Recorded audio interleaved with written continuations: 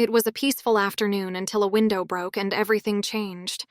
I thought someone was breaking into the house, but when I looked, I saw a skinny, dirty dog in my garden, with a look that seemed to speak without words. I didn't know it, but that dog would change everything in my life. What he did in one day, no one had done in years. Before you start, subscribe to the channel so you don't miss any stories like these. You won't regret it.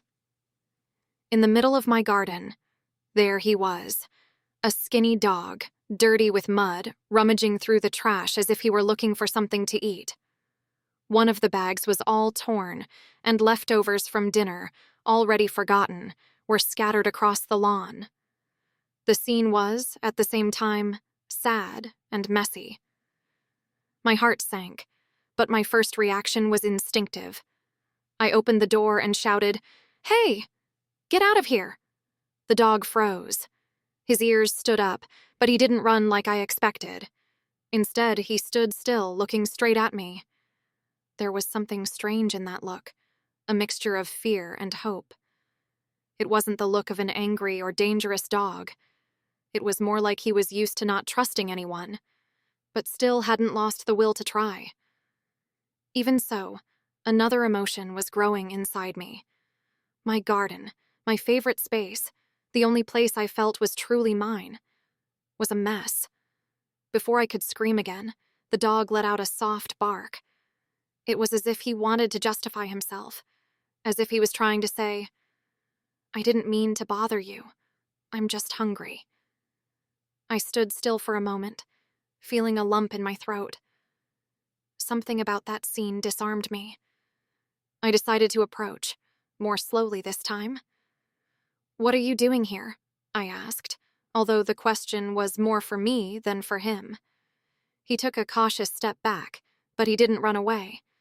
His eyes didn't leave mine, and I could better see his condition.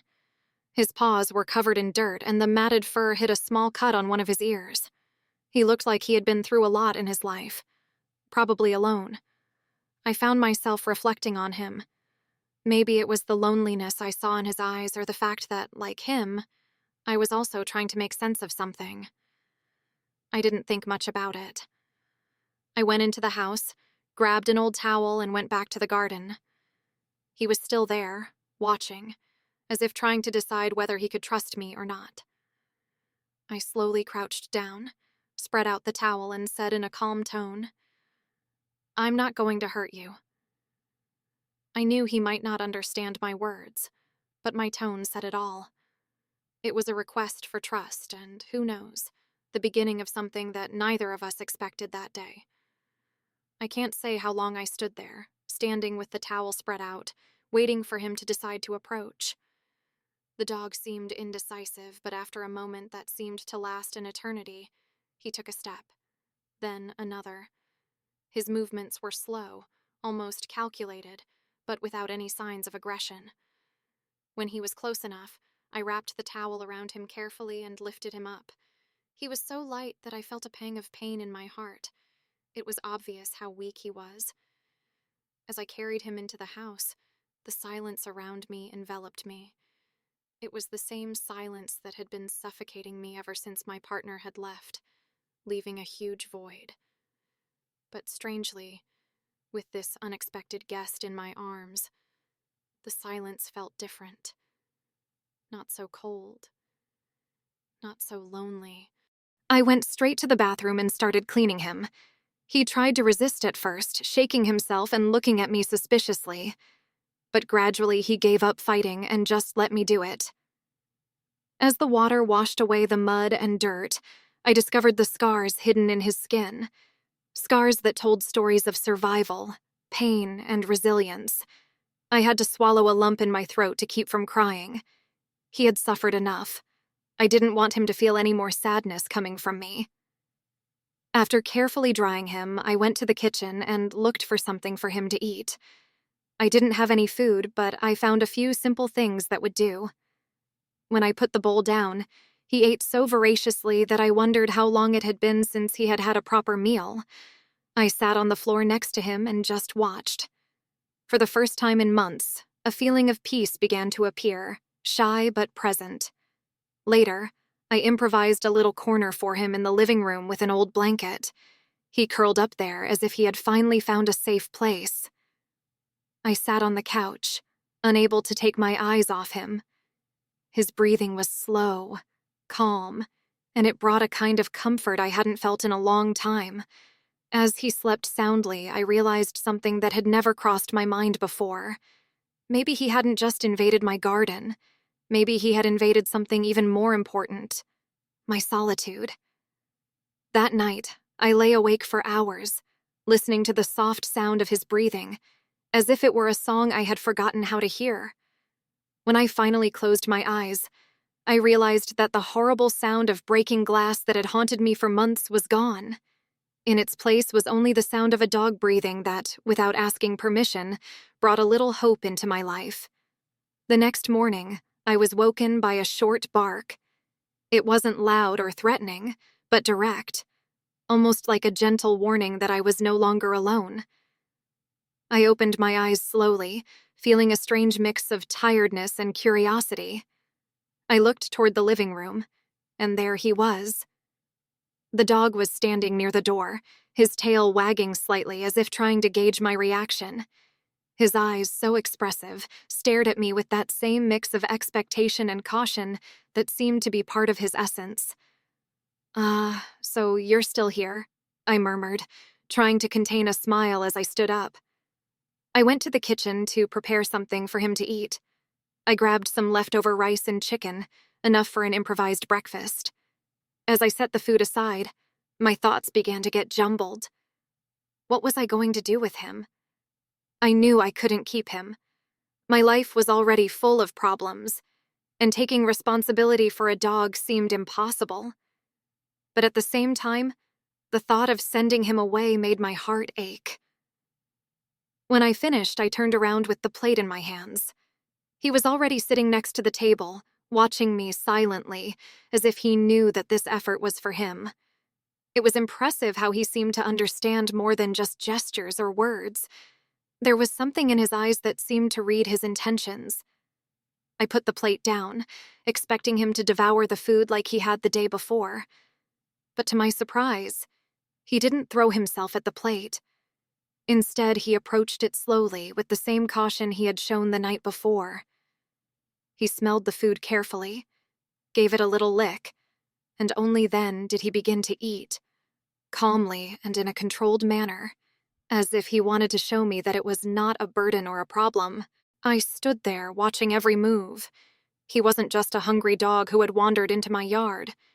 It was as if he was trying to prove something, maybe to himself, maybe to me. Somehow, in that moment, he seemed more human than many who had passed through my life. And without realizing it, I began to hope that he would stay. That very day, something changed in me. As I watched the dog finish his meal, I realized that he wasn't just an unexpected visitor. He was, in some way, a reflection of my own state. Lost, wary, trying to find a place where he could feel safe. And like him, I was struggling to trust again. The next few days passed almost automatically. He began following me around the house, always at a safe distance, as if he didn't want to bother me but also didn't want to be far away. I gave him a name, Max. It wasn't very creative, but it seemed right for him, short, to the point, like his way of being. Little by little, he began to loosen up more, wagging his tail more enthusiastically and even lying down on the living room rug, as if he were already part of the house. I still didn't know what our future would be like, but Max was already part of my present. What I didn't imagine was that, shortly after, my life would undergo an even greater upheaval. A week after Max arrived, I received an unexpected message. It was from my ex-partner. He wanted to talk, said he missed me, and proposed a meeting. Confused, I decided to accept. Maybe it was the closure I needed, or an opportunity to understand what had gone wrong. But that conversation only confirmed something I already knew but didn't want to admit. He didn't want to come back because he loved me or missed me as a person. He wanted someone to fill the void in his life, and I was no longer that person. Max had shown me this without saying a word. I didn't need to beg for love or attention. I was already enough. I left that meeting feeling a mixture of relief and sadness. The feeling of the end was real, but for the first time, I wasn't afraid. I returned home to find Max waiting for me at the door, wagging his tail as he always did. He didn't ask questions, didn't demand explanations. He was just there, with his calm presence, telling me somehow that I wasn't alone. From that moment on, my life began to change. It was difficult at first. The house seemed too big for just one person and one dog, and the silence that had previously suffocated me was now a constant reminder that I was starting over. But with Max by my side, the silence began to transform. He filled the spaces with his small gestures, an occasional bark, the sound of his paws on the floor, and even the soft snoring when he slept. Taking care of Max gave new purpose to my routine. Daily walks became a ritual. Little by little, I met other people in the neighborhood, dog owners who greeted Max enthusiastically and asked about him. I began to realize that, even without meaning to, he was helping me reconnect with the world. One day, while we were walking through a park, a neighbor we often saw said something that stuck with me. He said, "Your dog looks so happy. You can see he's found his place in the world." I smiled and thought to myself, maybe I've found mine too. Months turned into years, and Max became more than just my companion. He was my family, my safe haven. Looking back, I realized that he came into my life at a time when I needed him most. He taught me things that no one else had ever taught me before: patience, presence, and the ability to find joy in the little things. The scars he carried on his body never completely disappeared, just like the ones I carried on my soul. But they stopped being reminders of pain and became marks of overcoming. Max taught me that life doesn't have to be perfect to be good, and that even in the most difficult situations, it's possible to find love, comfort, and a new beginning. Today, our routine is simple but happy. Max still sleeps on the same makeshift blanket in the living room, even though I bought him a bed, which he insists on ignoring. I work from home, and he lies next to me, lifting his head every now and then to make sure I'm still there. Sometimes I look at him and wonder what would have happened if I hadn't gone out that night to chase him out of the garden. The truth is, Max saved my life as much as I saved his. And while he may be just a dog to the rest of the world, to me he's a reminder that even in the darkest moments, something good can come. You just have to be willing to open the door. If you've made it this far, type in the name of the city where you're watching this video and I'll share something very special with all of you who commented. And don't forget to like the video, and if you want to see more delightful stories like this one, click on the video on the screen.